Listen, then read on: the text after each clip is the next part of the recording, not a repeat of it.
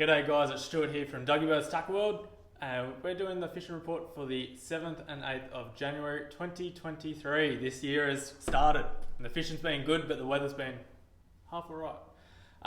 We'll start offshore like always, and we'll move in. The first thing is, but you've got to watch the seaway. So the seaway has been very rough. We've had a lot of big swell at the moment, and it's been very average. There's been a couple of boats go over in the last week, and a jet ski, and everyone was safe, but it was one of those things. It's quite dangerous, and you've just got to keep your eye out on it, and don't go out if you think it's going to build throughout the day. So generally it's been a run-in tide of a morning, so it's not too bad when the boats have been going out. You get the occasional big set. We went out on Tuesday and it was a little bit hairy at one stage there, but coming back later in the day it will be a run-out tide, so you just got to be mindful of that. But having said that, the swell is dropping. The best thing to do before you plan the day is just to double check. We've got a wave rider buoy just off the Gold Coast here, and just jump on there and have a look, and you'll be able to see if the swell's dropped or picked up, and it actually shows you pretty much live what it's doing, so it's always a good indication. Having said that, we've got a weekend and we've got wind again, so you don't need to worry about it too much this weekend. But the good news is, if you're not heading back to work until the end of next week, there's a bit of good weather to be had in between now and then. So those guys heading offshore, there's been a lot of dolphin fish caught in the last week. Still a lot of little baby black marlin up to about that 25 kilo type size.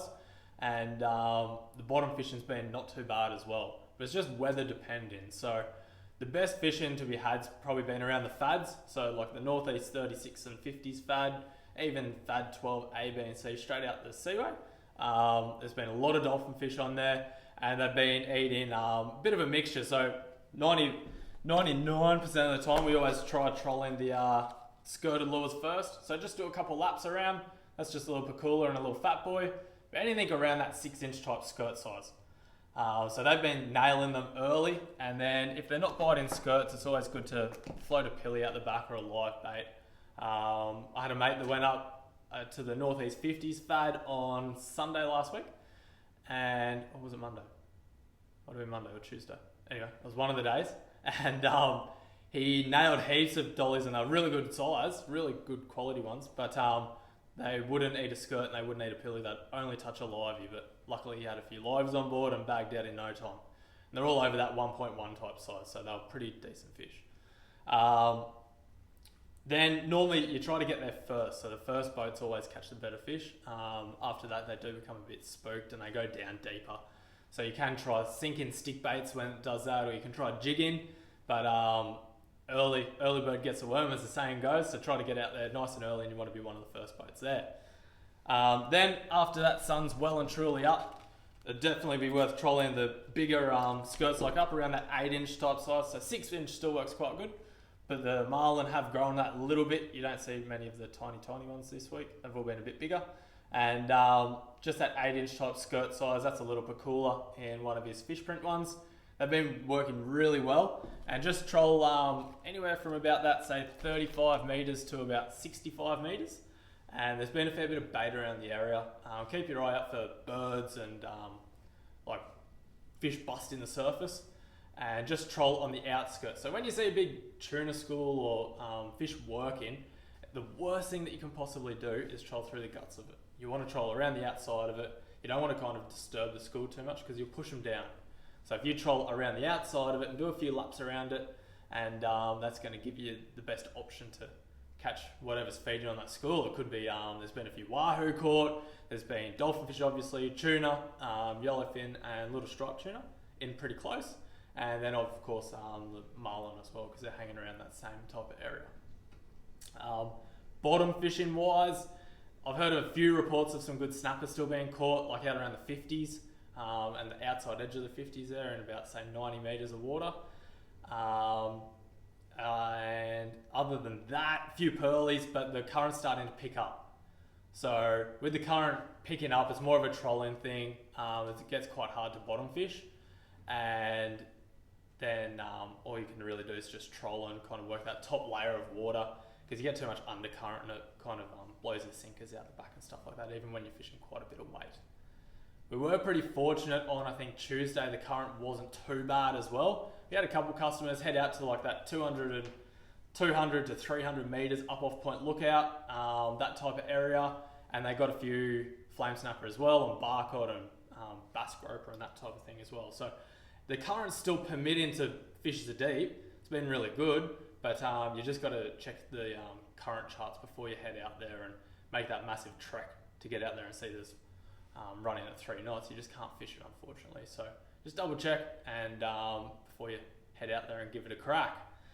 Coming in a bit closer, there's been a lot of mackerel caught as well, and still a lot of small yellowfin tuna around that Diamond Reef type area and the 18s, which is the Seaway Pinnacles, just kind of southeast of the Seaway.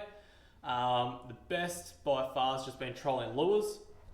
There's been a few guys getting them on live baits as well, but just deep diving lures. We just got another order of the Samaki pacemakers in. Dougie's not here today, so I can't give him anything about the coral trout. We've got some trouts in, and that blue, pink, silver on the top's been quite good as well.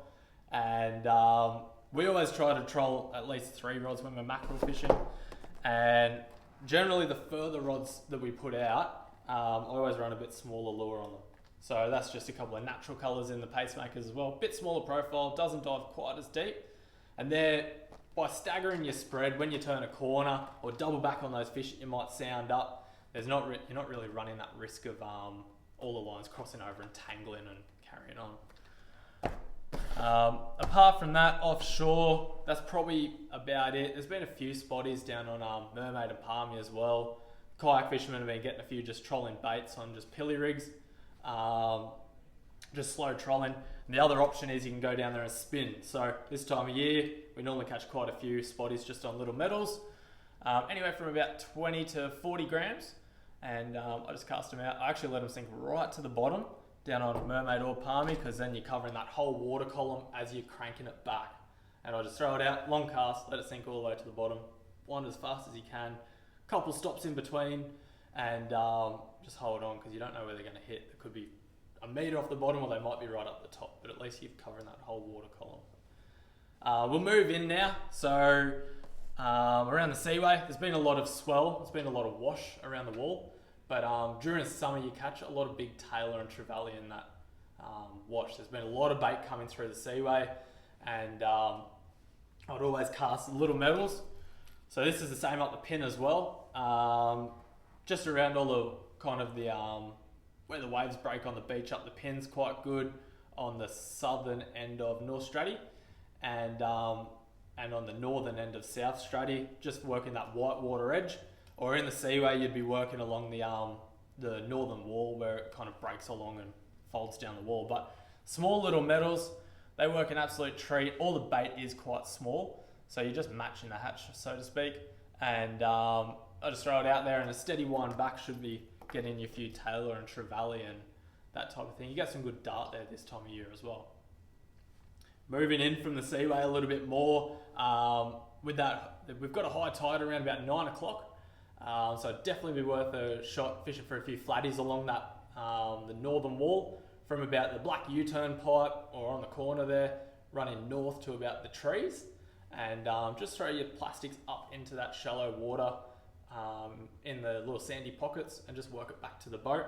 And I'd be fishing pretty small profile again, so just little 3-inch type plastics. The little slim swims, they've been fishing fairly well lately, and as well, just the little minnows, so a little 3-inch type size, and just work that plateau out till about the drop off, and then I just wind it in and then just fish it again. I was out there on Tuesday, just with young Jake that works in the shop, and we got about half a dozen flatties pretty quickly. We fished that wall section for a little bit, got a couple along there, and then up around the northern banks around Crab Island, we fished there as well, and we got quite a few. There's a big school of white pillies on the bank. There's birds diving everywhere, tailor and heaps of pike and stuff like that in amongst it.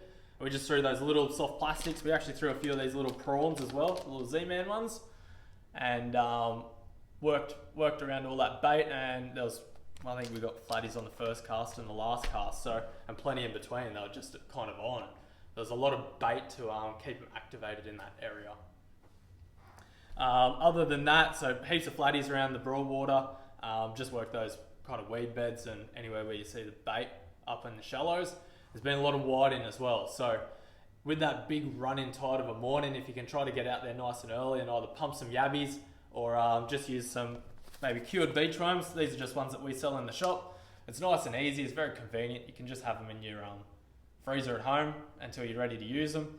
Just break off a little bit, just enough to cover the hook, and fish it with a very small sinker or no sinker at all, same as you would with a yabby, and work like around the back of wave breaks being good. Those banks out the front of Aqua, like around Curlew Island, I think it's called, that's been quite a good area as well. And then the western side of Crab has had a fair few good fish over it as well, just over that yabby flat there.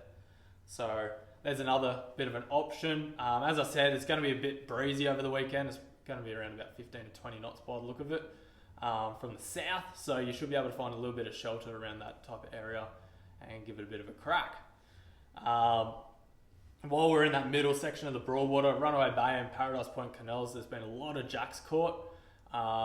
Mainly just slow rolling those soft plastics. This time of year, they're kind of starting to get fired up. We've had a few warm days, so I'd be fishing a little bit bigger than just a standard 3-inch. I'd be up around that 4-inch top size. And those little hit shads, they've been working really good. Because they're quite a deep profile, as you can see, they actually have a really good wobble and a body roll to them. And they work quite well. And just throw them along the pontoons and just slow roll back. And I'd probably be fishing them on about a 3/8 or a half ounce head with about a 3/0 hook. So quite a big hook for the size plastic, but jacks are pretty savage and they will be all over it. Apart from that, I see Barnsley's been out again. Adam Barnes and Mitch, they've been fishing again along all the pontoons that they normally patrol along, but they've been using the still this hard listed vibes from Samaki. They've been really good, and just working them down the pontoon faces. The beauty about these little things are they're a lot slower sink than a soft vibe. So you can kind of fish it down that edge a lot nicer and just keep contact with it. And you're going to get less snags because it's not straight to the bottom. And you can work that middle section of water where the jacks kind of feed and patrol around in ambush. You can work that middle section of water a lot better, a lot more efficiently. And going up river a bit more while we're down here, there's been a lot of muddies around. Around the north and south arm of the Coomera's been quite good. All those little adjacent creeks that run off there.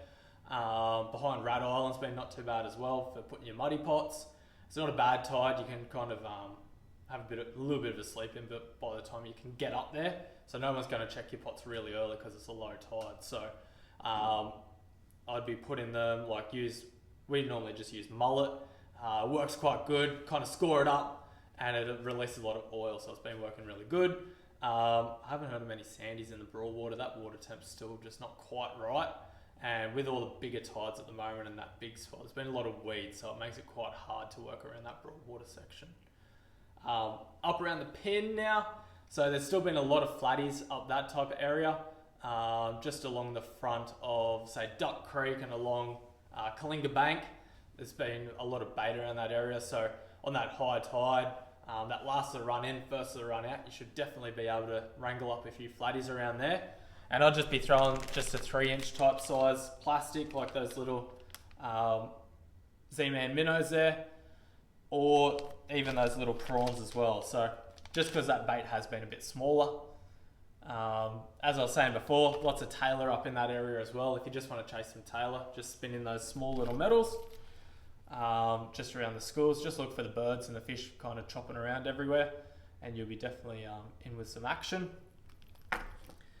Moving up around there, there's also been some good whiting getting caught along Kalinga Bank again, on yabbies and worms, and then up a little bit further as well has been not too bad. So those banks out the front of Slippin' Sands, that's been quite effective, and there's been some really quality sized whiting there caught.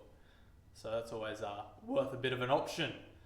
And as well as, well, I know we say it every week, but the fish are always there. The lagoons, so the 2 lagoons at the end of South Stratty.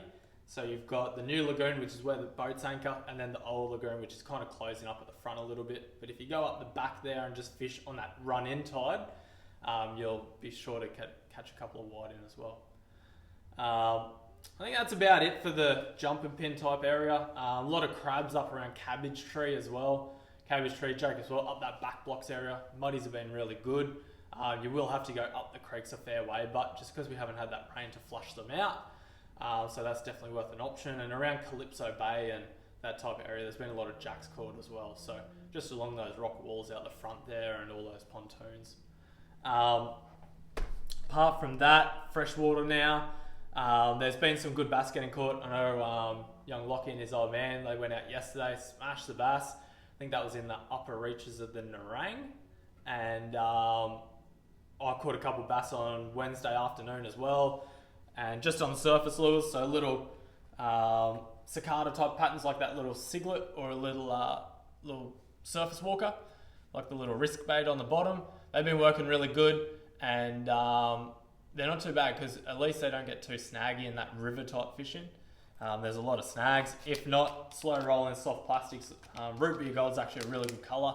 It's a bit dark, it's got a little bit of flash to it, and the bass and stuff like that really seem to like it. So apart from that, I haven't heard of too much in the dam this week. The weather's kind of been a bit too nice for everyone to be fishing it. Everyone's been out in the Broadwater, it's been really busy, but there's definitely fish there, and they're starting school this time of year. So you'll be able to work that along the tree line. You can either troll small deep divers or just flick like blades or vibes like the little Samaki ones again, and they'll work an absolute treat for that. So there's plenty of options over the weekend. As I said before, at this stage it does look like, unfortunately, the weather's out for offshore.